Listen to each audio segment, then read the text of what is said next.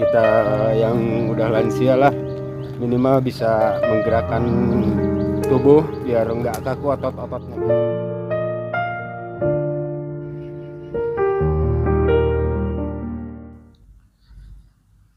Hari ini saya berada di kolam retensi Cienteng Dayakolot. Tempat ini memiliki fungsi penting untuk membantu mengurangi banjir.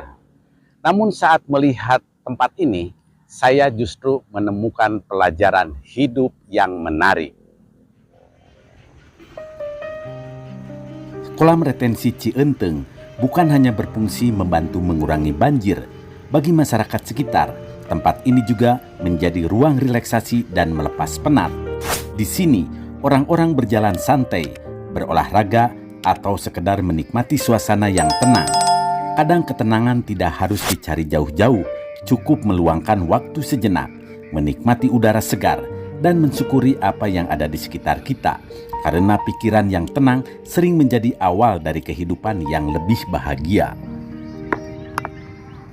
Teman-teman, ketika mendengar kata banjir, mungkin yang terbayang adalah musibah. Tetapi hari ini saya ingin mengajak kita melihat sesuatu yang berbeda. Di tempat ini, kolam retensi Cienteng, tempat yang dibangun bukan untuk melawan air, tetapi untuk menampungnya. Kolam retensi Cienteng merupakan bagian dari sistem pengendalian banjir di kawasan Bale Endah dan Dayakolot, yang selama bertahun-tahun sering terdampak luapan Sungai Citarum.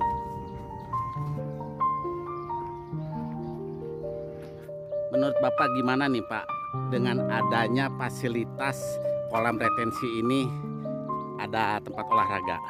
Ya, sangat bermanfaat buat kita yang udah lansia lah minimal bisa menggerakkan tubuh biar nggak kaku otot-ototnya gitu.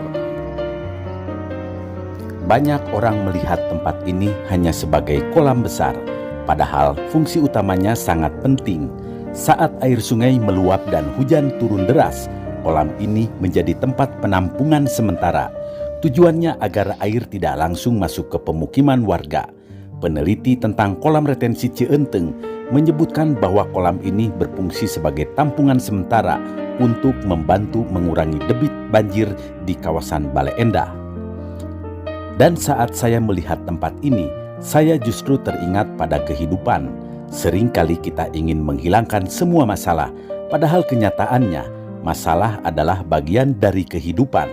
Tidak ada rumah tangga tanpa ujian, tidak ada pekerjaan tanpa tekanan, tidak ada perjalanan hidup tanpa kesulitan.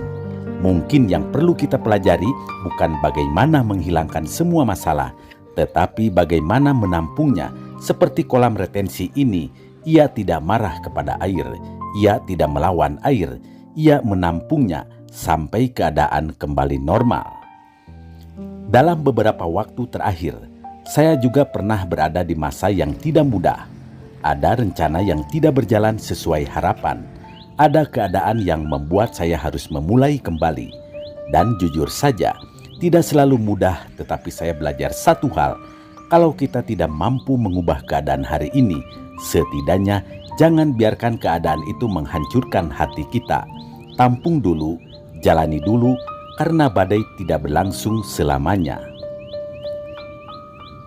Menariknya, kolam retensi bukan bekerja sendirian.